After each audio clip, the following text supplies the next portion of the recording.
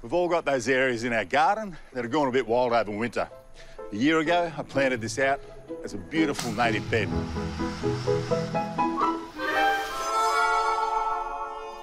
But I haven't really had the time to maintain it. Spring is the perfect time, not only turn over a new leaf, but the new patch of ground. So now it's time to clear the overgrowth, see which natives have survived the invaders. Things like nasturtium, the taro, the Yakong, they've just self-germinated from a previous incarnation of this bed as pretty much a veggie and herb patch. So I'll get in, clean it right up. I'll add a bit more sand so that this bed is really free draining. Add a heap more natives, make this bed pop. Now, the nasturtiums really have taken over, but so much of this plant can be eaten.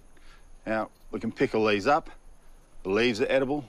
The flowers are edible, and lots of people use these as a salad addition. But for me, it's really just been keeping the weeds out. Now, I do want to be reasonably careful with these because they can just continue to drop the seeds.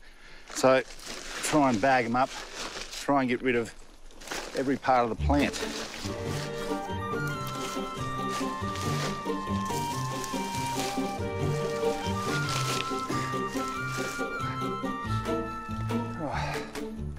Now, one of the other plants that has popped up was Yakong, and it's a South American staple that has a gorgeous sunflower-like flower, but it's got these edible tubers under the ground, which they are very tasty, and Yakong basically translates to water. So it is a beautiful, it's almost like a melon, but you can use it in pretty much any type of food, whether it's cooking it up as a vegetable, using it as a dessert, or just eating it raw. They are tasty. It's used quite a bit here in Australia, but be careful that it isn't an environmental weed in your area, and be sure to keep it in your own garden. Now, one of the other plants is taro, a staple in the Pacific Islands. Beautiful, beautiful root vegetable. I grew up eating this as a kid, and it's just such a lovely baked vegetable. It's not mature enough to eat, so I'll take this fella out. I'll either pot it up or put it in the ground somewhere else. Soil quite rich and quite dense, so the sand give it a little bit more porosity, let the water through, a bit more free draining. All right, now, we've got a fantastic selection of natives here. We've got the Christmas bush over here. That's definitely going to go in. Pride of place over here. Midgeon, this is one beautiful fruit. You can hedge it, you can put a fair few of these in if you like, but I'm going to start with one. One of my favourites is Indigofera australis, the native indigo. Now, beautiful purple flower. This one's tiny, but it's already flowering, you can see here. Absolutely stunning plant once it gets up and nice and bushy. Lovely little prostrate bottle brush along the edge, along with the kangaroo paw that are already there. The last one will be these native violets. Bit of ground cover, that'll keep the weeds out, hopefully keep the nasturtiums out this time around as well. Set out is important when you're doing a garden design. Get your plants in place before you start digging holes. I'm a big fan of native grasses. Wallaby grass, not all birds and insects and animals that visit your garden are looking for nectar.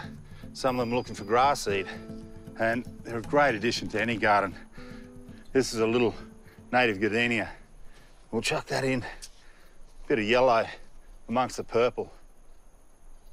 That'll give a nice spread, bit of colour, bit of form. Christmas bush, nice big tree in the corner. Lovely low bottle brushes, the midgeons, and the kangaroo paw popping out in between the existing frangipanis and that ground cover of native violet. Should look a treat.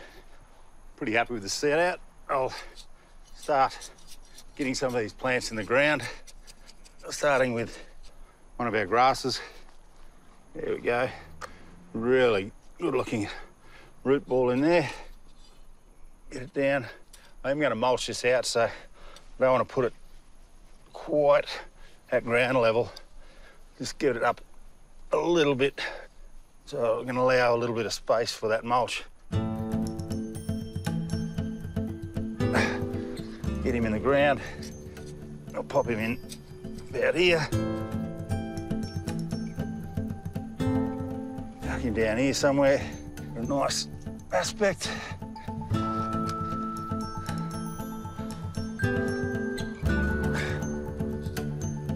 Pop him in there.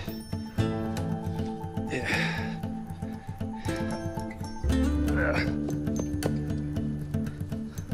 Last but not least, beautiful yellow gardenia.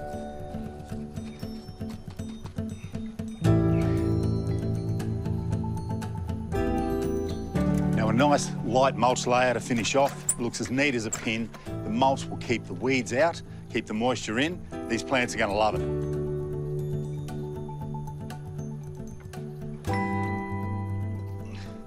This looks a treat. I'm very happy with the result. Now we've gone from what was a wildly overgrown winter spread to a nice spring clean, beautiful replant, and we all need a good drink of water after that. So give your new natives a good drink for the next couple of weeks. They'll be ready for summer, and away they go.